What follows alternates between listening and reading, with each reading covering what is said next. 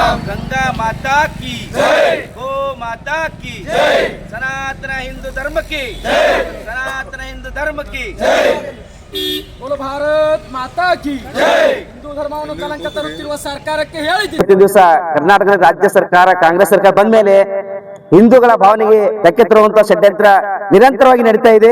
ಅದರಲ್ಲೂ ಕೂಡ ಇವತ್ತಿನ ದಿವಸ ಏನು ಮೈಸೂರು ದಸರಾ ನಮ್ಮ ಹಿಂದೂಗಳ ಪವಿತ್ರ ಹಬ್ಬ ಅಂತ ನಾವು ಆಚರಣೆ ಮಾಡ್ತೀವಿ. ಮೈಸೂರು ತಾಯಿ ಚಾಮುಂಡೇಶ್ವರಿ ಒಂದು ಭವ್ಯ ಮೆರವಣಿಗೆ, ಅಂತ ಮೆರವಣಿಗೆ ಉದ್ಘಾಟನೆಗೆ ಇವತ್ತಿನ ದಿವಸ ಅನ್ಯ ಕೋಮಿನ ಏನು ಬಾನು ಮುಸ್ತಕ್ ಅವರನ್ನ ಕೈಯಿಂದ ಉದ್ಘಾಟನೆ ಮಾಡಿಸ್ತಾರ. ಬಾನು ಮುಸ್ತಕ್ ಅವ್ರಿಗೆ ಏನು ಬೂಕರ್ ಪ್ರಶಸ್ತಿ ಪಡೆದರ ಇವತ್ತಿನ ದಿವಸ ಇಡೀ ಕರ್ನಾಟಕ ಅವರನ್ನ ಅಭಿನಂದಿಸ್ತಾ ಇದೆ. ಆ ಅಭಿನಂದನೆ ಅಷ್ಟಿಗೆ ಸೀಮಿತ ಆಗಿರಬೇಕು.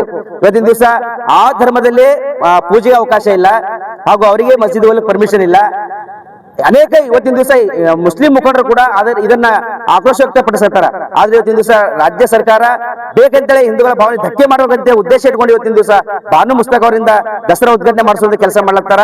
ಅದಕ್ಕೆ ಇವತ್ತಿನ ದಿವಸ ನಾವು ಕಲಬುರಗಿಯಲ್ಲಿರುವ ಎಲ್ಲಾ ಸಮನ್ವಯ ಹಿಂದೂ ಪರ ಸಂಘಟನೆಗಳ ನೇತೃತ್ವದಲ್ಲಿ ಈ ಒಂದು ಪ್ರತಿಭಟನೆ ಮಾಡುವ ಮೂಲಕ ಜಿಲ್ಲಾಧಿಕಾರಿಗಳ ಮುಖಾಂತರ ಮಾನ್ಯ ಮುಖ್ಯಮಂತ್ರಿಗೆ ಮನವಿ ಕೊಡ್ತಾ ಇದ್ದೀವಿ. ತಕ್ಷಣ ಬಾನು ಮುಸ್ತಕ್ ಅವರನ್ನ ದಸರಾ ಉದ್ಘಾಟನೆ ಕೈ ಬಿಡಬೇಕು. ಇಲ್ಲದೆ ಹೋದಲ್ಲಿ ಮುಂದಿನ ದಿನಗಳಲ್ಲಿ ಇಡೀ ರಾಜ್ಯದಲ್ಲಿ ಎಲ್ಲಾ ಹಿಂದೂ ಪರ ಸಂಘಟನೆಗಳು ಸೇರ್ಕೊಂಡು ಮೈಸೂರು ಚಲೋ ಎಂಬ ಬೃಹತ್ ಪ್ರತಿಭಟನೆ ಮೂಲಕ ಸರ್ಕಾರಕ್ಕೆ ಎಚ್ಚರಿಕೆ ಕೊಡುವಂತ ಕೆಲಸ ಮಾಡಬೇಕಾಗ್ತದೆ ಎಚ್ಚರಿಕೆ ಕೊಡ್ತಾ ಇದ್ದೀವಿ. ಸರ್ ಮಹಿಳೆಯರಿಗೆ ಕುಳ್ಳಿ ಸರ್, ಮಹಿಳೆಯರಿಗೆ ಕೊಟ್ಟು ನಮ್ಮನ್ನು ಖುಷಿ ಇದೆ. ಮಹಿಳೆಯರಲ್ಲಿ ಅನೇಕ ಮಹಿಳೆಯರಿದ್ದಾರೆ.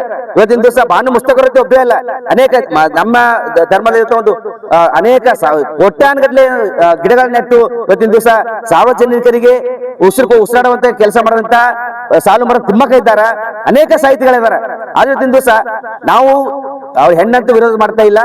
ಇವತ್ತಿನ ದಿವಸ ಅವರ ಧರ್ಮದಲ್ಲಿ ಪೂಜೆಗೆ ಅವಕಾಶ ಇಲ್ಲ ಅಂತೇಳಿ ಅವ್ರ ಅರಿಶಿನ ಹಚ್ಕೊಂಬೋದಿಲ್ಲ, ಕುಂಕುಮ ಹಚ್ಕೊಂಬೋದಿಲ್ಲ. ಅಂತವ್ರ ಕೈಲಿ ತರಿಸು ನಮ್ಮ ದಸರಾ ಉದ್ಘಾಟನೆ ಮಾಡಿಸುವಂತ ಕೆಲಸ ಬೇಕಾಗಿಲ್ಲ ಅಂತೇಳಿ ನಾವು ಹೇಳ್ತಾ ಇದ್ದೀವಿ ಸರ್.